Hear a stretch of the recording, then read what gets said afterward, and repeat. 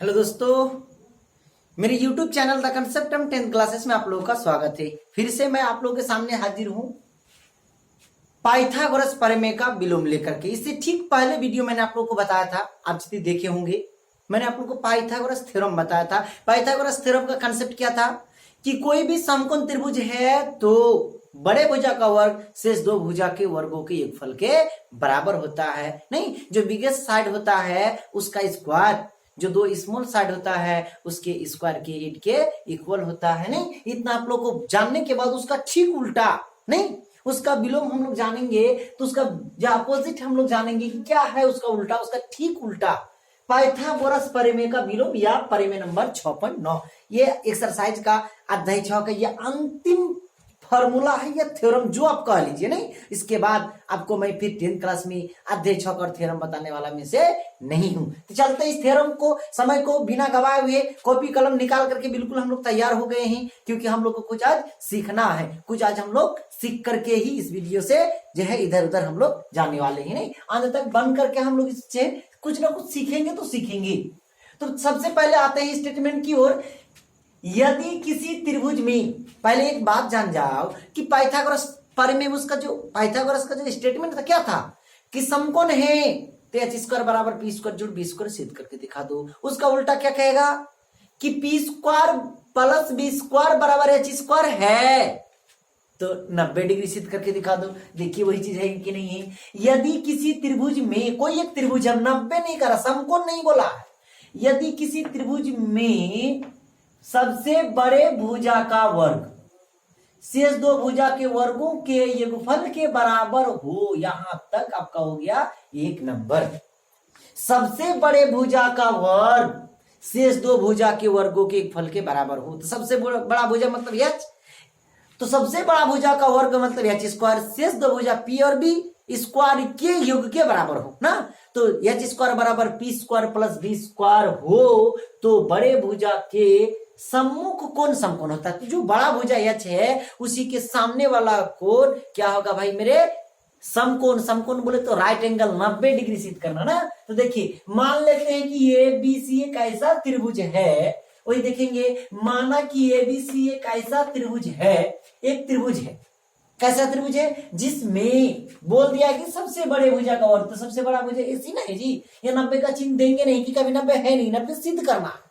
तो ये सी कर्ण का स्क्वायर शेष दो भुजा ए बी और बी सी, तो कर्ण का स्क्वायर शेष दो भुजा के फल के बराबर है, तो हमें सिद्ध करना है कि क्या सिद्ध करना है, कोण बी बराबर कितना डिग्री, 90 डिग्री सिद्ध करना होगा। नहीं तो तुरंत हम लोग प्रमाण के लिए तैयार हो रहे हैं। तो तैयार होने के लिए हम लोग को कुछ ना कुछ अपने आप में करना पड़ता है भाई मेरे, अपने मन से करना पड़ता है, अपने बुद्धि विवेक से करना पड़ता है। और वो क्या किए हैं उसको कहते हैं रचना। और क्या किए हैं देखेंगे, रचना में क्या किए हैं, तो समकोण त्रिभुज बनाए हैं पी क्यू आर, जैसा आप देख रहे हैं पी क्यू आर एक समकोण त्रिभुज बनाए हैं। तो कैसा समकोण त्रिभुज बनाए हैं कि ये बी बराबर पी क्यू ले लिए हैं, फिर 90 का कोण बनाते हुए बी से सी तक जितना बढ़ा हुआ है उस क्यू से आर तक उतना बढ़ा दिए हैं, उसके बाद पी आर को मिला दिए हैं। तो वही लिखे हैं कि पी क्यू आर एक ऐसा समकोण त्रिभुज बनाया जिसमें ये बी बराबर पी क्यू, ये बी बराबर पी क्यू, बीसी बराबर क्यू आर, बीसी बराबर क्यू आर,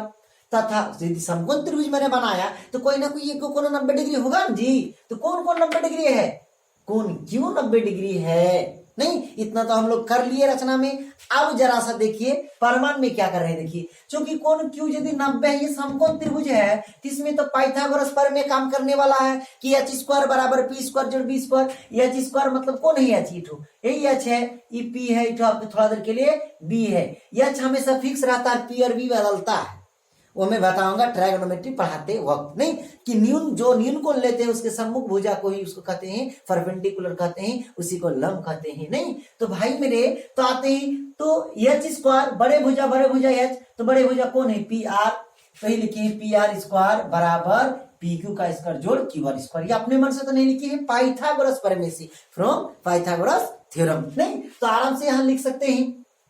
इतना जब लिख दिए पी क्यू तो आप देखिए कंसेप्ट वाला बात आ गया। नहीं इतना तक लिखने के बाद आप देखेंगे पी आर तो पी आर बराबर तो बराबर, और पी क्यू को आप क्या लिख सकते हैं, ये भी पी क्यू को क्या लिख सकते हैं, ये भी, तो पी क्यू के जगह ये भी, पावर दो तो पावर दो, प्लस तो प्लस अपने जगह पर बैठा हुआ है, हिलने डुलने वाला है नहीं। फिर क्यू आर, क्यू आर को आप क्या लिख सकते हैं, बीसी, क्यू आर को क्या लिख सकते हैं, बीसी, क्योंकि वैसा ही बनाया गया था रचना में, तो क्यू आर को बीसी लिख दिया गया है, पावर दो तो दो ही है। अब बोलिए इसका मान, किसका मान, ए बी स्क्वायर जोड़ बी सी स्क्वायर का मान कितना देकर के रखा है, देखिए तो जरा सा, ए बी स्क्वायर जोड़ बी सी स्क्वायर का मान कितना देकर रखा है आप लोग को बोलिए, तो आप लोग को पता चलेगा भाई मेरे कि ए बी स्क्वायर जोड़ बी सी स्क्वायर का मान देकर रखा है ए सी स्क्वायर। तो ए बी स्क्वायर जोड़ बी सी स्क्वायर को क्या लिख दिया गया है, जरा देखेंगे, ए सी स्क्वायर लिख दिया गया है। इधर जो था वो है, पावर दो कट गया, ये अपने मन से नहीं लिखे, गिवन में देख लीजिए आप लोग एक बार, नहीं तो क्या बन गया आपका पी आर बराबर एसी, पी आर बराबर एसी, इसको समीकरण एक मान के रख दिए, प्रूव्ड मानो, यही तक हो गया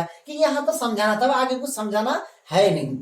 तो चलते हैं अब आगे की दृष्टि, आगे की ओर देखते हैं कि क्या है नहीं है, नहीं आगे की ओर आराम आराम से देखेंगे। आप लोग उतारिएगा इसको, मैं इसलिए अच्छा से लिख देता हूं। चलिए अब आता है ये वाला, एबीसी और त्रिभुज पीक्यूआर में, त्रिभुज एबीसी और त्रिभुज पीक्यूआर में, नहीं अब सर्वांग करेंगे, क्योंकि हमको कौन क्यू 90 है, तो क्यू को ले जाकर बी पर सेट करना है, क्यू के बराबर बी को हमको दिखाना है। तो कैसे दिखा रहे हैं, देखिए आप लोग आराम आराम से देखेंगे। तो सबसे पहले आप लोग बोलेंगे कौन कौन सा त्रिभुज लिए हैं, now in triangle ABC and triangle PQR, त्रिभुज एबीसी और त्रिभुज पीक्यूआर में क्या है देखेंगे, ये बी बराबर पीक्यू रचना से, ए बी बराबर पीक्यू रचना से, देख लीजिए ए बी बराबर पीक्यू है कि नहीं रचना से। फिर देखेंगे बीसी बराबर क्यू आर, बीसी बराबर क्यू आर, फिर वो भी रचना से, बीसी बराबर क्यू आर कहां से, तो रचना से, दो चीज तो बराबर कर लिए। फिर से देखेंगे एसी बराबर पी आर, एसी बराबर पी आर, अभी तुरंत तुरंत निकाले समीकरण एक में, तो एसी बराबर पी आर कहां से, समीकरण एक से, तो यह डंडा इसमें जाकर सेट करेगा, यह डंडा इसमें जाकर सेट करेगा, और यह डंडा इसमें आकर के बैठ जाएगा, पूरा पूरा बराबर है तो पूरा पूरा ढक लेगा, छोटा बड़ा होता तब ना छोटा बड़ा कर दे, तो पूरा पूरा ढक लेगा, मतलब क्या सर्वांग, इसलिए लिख दिए हैं त्रिभुज एबीसी सर्वांग, ये सर्वांग का चिन्ह है, त्रिभुज एबीसी सर्वांग कंग्रेंट नहीं, त्रिभुज एबीसी सर्वांग त्रिभुज पी क्यू आर, तीनों साइड इक्वल हुआ, इसलिए यस यस यस सर्वांगता से। जब सर्वांग हो गया, इसको उठा के ले जाके इसके ऊपर रख देंगे, तो बी जाके किस पर रहेगा, देखिए तो बी जाकर के किस पर बैठेगा, क्यू पर, इसलिए कौन बी बराबर कौन क्यू, बी अपने जगह पर बराबर अपने जगह पर, क्यू का मान कितना है जरा सा कह दीजिए,